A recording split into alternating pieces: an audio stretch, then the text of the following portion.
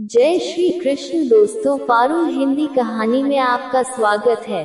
आज हम लेकर आए हैं महाभारत की कहानी, जिसमें श्री कृष्ण जी बताते हैं कि कैसे लोग स्वर्ग और नर्क को प्राप्त करते हैं।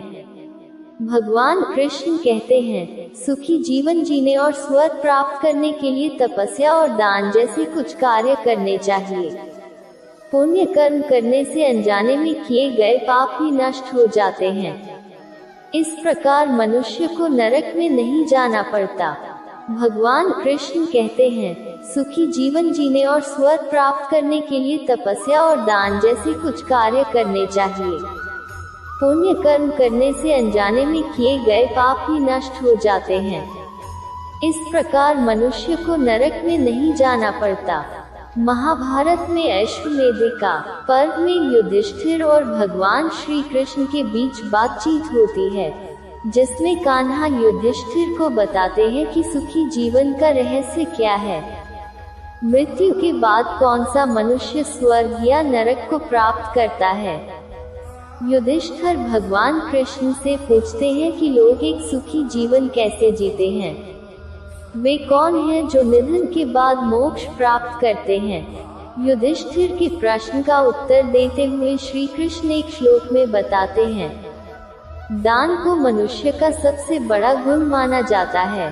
श्रीमद् भगवद गीता में ये कहा गया है कि जो जातक हमेशा जरूरतमंदों को दान करता है, दान का रिकॉर्ड नहीं रखता है या गुप्त दान करता है, वह पुण्य प्राप्त करता है। ऐसे व्यक्ति के सभी पाप नष्ट हो जाते हैं। वह मृत्यु के बाद स्वर्ग को प्राप्त करता है। श्री कृष्ण युधिष्ठिर से कहते हैं कि मनुष्य का मन चंचल है, वह इधर उधर भटकता रहता है, लेकिन एक ऐसा व्यक्ति जिसका दिमाग नियंत्रित नहीं है और महत्वाकांक्षी है, वह अपनी इच्छाओं को पूरा करने के लिए गलत काम कर सकता है। ऐसे व्यक्तियों को अपने कर्मों के कारण नरक भोगना पड़ता है। जो लोग मृत्यु के बाद स्वर्ग प्राप्त करना चाहते हैं, उन्हें अपने मन और इच्छा पर नियंत्रण रखना चाहिए।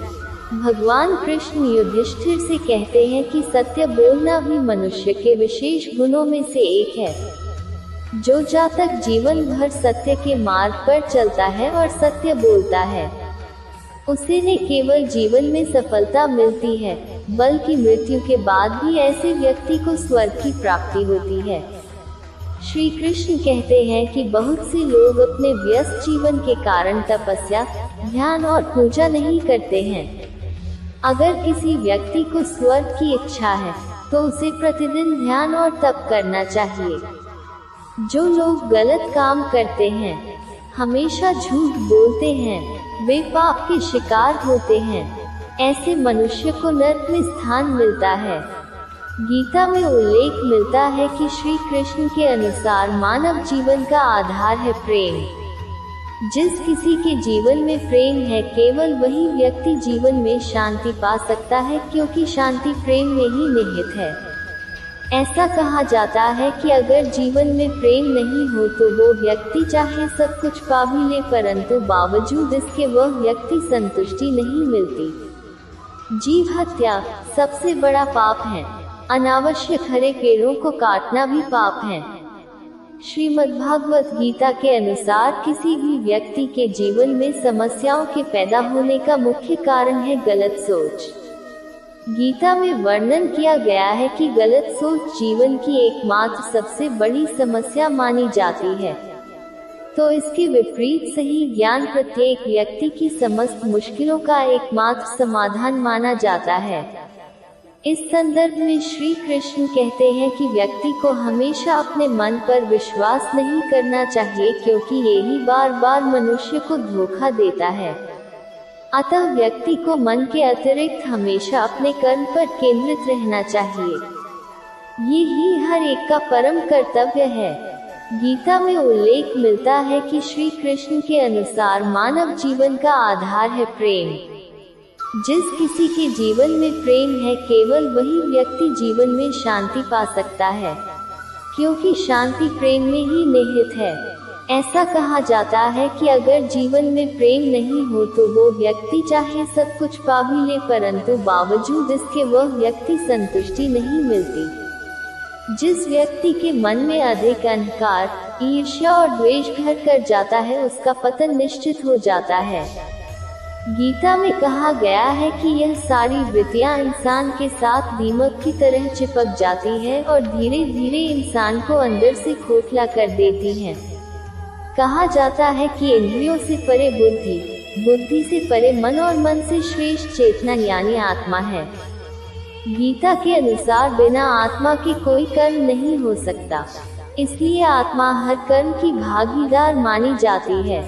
इसलिए कर्मों को उच्च रखना चाहिए। श्री कृष्ण ने गीता में कहा है, मानव शरीर ही वह क्षेत्र है जहाँ युद्ध होता है। इसमें दो सेनाएं हैं, एक पांडव अर्थात पुण्यमयी और एक कौरव अर्थात पापी।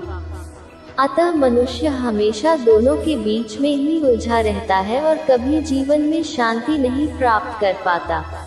धर्म के विरुद्ध जो काम होते हैं वो अधर्म कहलाते हैं। धर्म से पुण्य और अधर्म से पाप पैदा होता है। धर्म और अधर्म दोनों को संबंध मन, वाणी और शरीर से होता है। इन तीनों पर ध्यान नहीं दिया जाए तो 10 तरह के पाप हो जाते हैं। ये पाप कर्मों के कारण बुद्धि और विचार भी दूषित हो जाते हैं, जिसकी वजह से बार बार गलत काम ही होते हैं। ये पाप कर्मों के कारण कई तरह की परेशानियां भी आती हैं।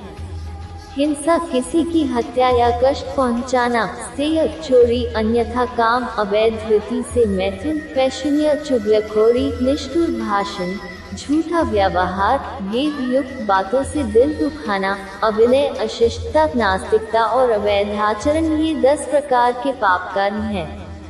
इन्हें शरीर, वाणी और मन से छोड़ देना उचित है। दूसरों के धन को प्राप्त करने की प्लानिंग बनाना और कोशिश करना पाप है।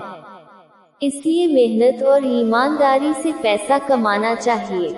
जिन कामों को नहीं करना चाहिए उन कामों को करने का मन बनाना पाप होता है। यानी जिन कामों से किसी को मानसिक या शारीरिक कष्ट होता है या किसी की भावनाओं को ठेस लगती हो, ऐसे कामों को भी पाप कहा गया है। जीव, आत्मा, परमात्मा आदि में अश्रद्धा रखते हुए केवल शारीरिक सुख को ही सब कुछ मानना भी पाप कहलाता है। यानी स्वार्थी होकर जीवन नहीं जीना चाहिए। कठोर और मिथ्या भाषण को भी पाप माना गया है। किसी का दिल दुखाने वाली बातें नहीं बोलनी चाहिए, पर निंदा करना भी पाप होता है। इसलिए किसी की बुराई नहीं करनी चाहिए। फालतू बातें करना भी पाप होता है। यानी जिन बातों का कोई मतलब न हो, ऐसी बातें बोलने से दूसरे इंसानों के मन और भावनाओं पर गलत प्रभाव पड़ता है। मन, वचन और कर्म से किसी को दुख पहुंचाना भी पाप कहलाता है। बिना दिए किसी की चीज लेना पाप होता है। किसी इच्छा के बिना चीज लेने को चोरी माना जाता है। इस तरह के कामों को भी पाप कहा गया है। परस्त्री पुरुष के साथ शारीरिक संबंध बनाना या किसी की इच्छा के बिना ऐसा काम करना पाप कर्म होता है। नास्तिक होना यानी भगवान में आस्था नहीं रखना भी पाप है। भगवान में आस्था नहीं होने से इंसान को गलत कामों के दंड का डर नहीं रहता और वो बिना डरे गलत काम करता रहता है। जय श्री कृष्णा।